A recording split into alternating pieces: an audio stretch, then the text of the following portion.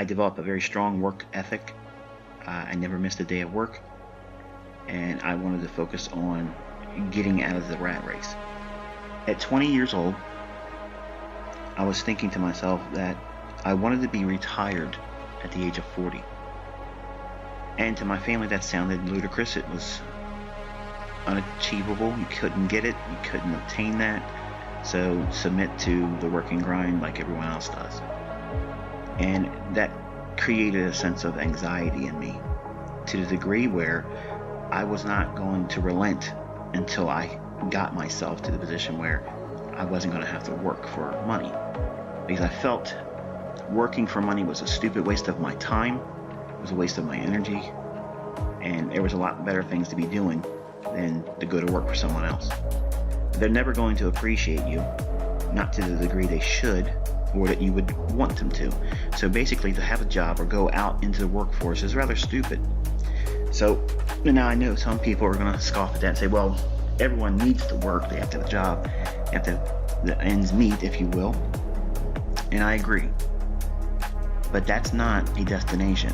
Now, unfortunately, most people create that as their final destination because of procrastination, fear of failure, failure to observe the realities of having the resources, whether you accept the fact that you do or don't.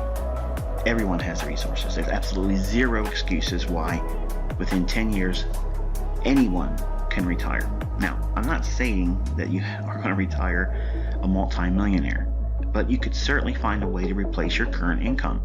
Now, if you could do that, think about it. Isn't that really the definition of being rich? Now, I'm not saying super wealthy in elite status, but to be rich is you're not working for money anymore. So if you find a way to replace your current income, even if it never goes up, if you just made ends meet, that's rich. Now, some of you would disagree with that because your definition of rich or wealthy or affluent is going to vary from mine. But I'm telling you from a storyline, this is how I came up from this. I came from a very, very modest upbringing, very modest start. So it was a 20-year plan for me. Now, for most of you, you won't subscribe to that. 20 years is too long. Sorry, let me go to the next video. Let me go to another YouTube mentor. Let me see who's selling the system. Okay, give me a process of, give me in 1, 2, 3, give me the profits and wash, rinse, repeat. I never really subscribed to that very long, initially because everyone's baptized in the same way with trading its indicators and buy and sell and this, that, and other thing. But I found quickly that that wasn't the way to do it. And because I'm a very analytical person, I have a very technical approach to things. I'm methodical in a lot of ways, and I've always been that way. So if someone speaks to me, I'm always analyzing what's their alternative motive. What's their ulterior motive? And maybe there isn't one, but I'm always thinking that, and I'm always trying to decipher, get to the root cause of problems, because that's where the solution resides. In the American society, we're trained to accept the problem and just grind through it. I don't subscribe to that view. I subscribe to the fact that there is an alternative solution to our present condition that is working too much for too little.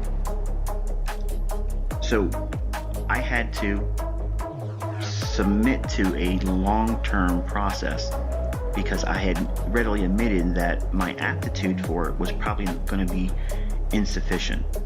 So therefore, I allowed myself up to the age of 40 years old before I would really consider myself proficient, success, whatever.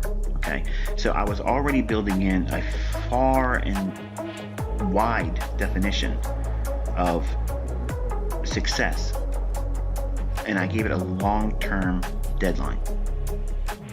Now, if you're living with your folks, or if you're living with family members, or if you're living with a person that you don't really want to be with, but because of necessity you have to be there, that is many times a very toxic environment.